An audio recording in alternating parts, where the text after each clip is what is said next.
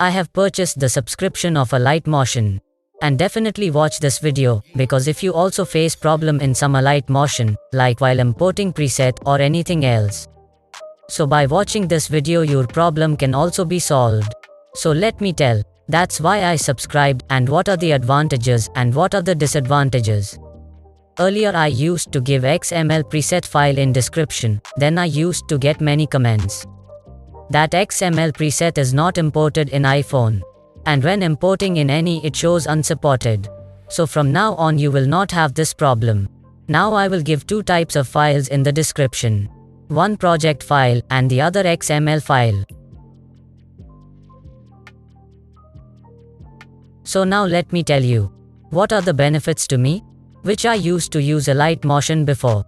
In that, only 2 layers of 720p video could be used, and the max resolution was 1080p. And nothing. But now after subscribing, now supports 3 layers of 720p videos, and 1 layer of 1080p. Max resolution is 1440p. Second advantage, I create a project to show it.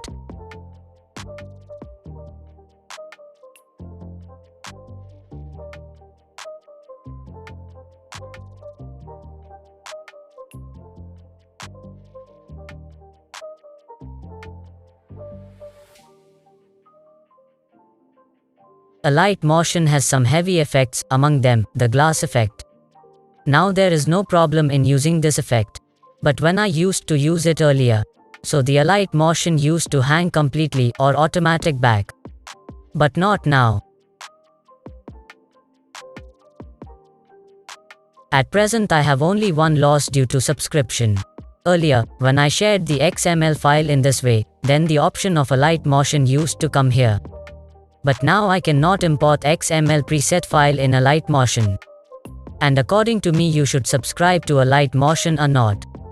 So it is all up to you whether you need it or there is some problem in your Alight Motion.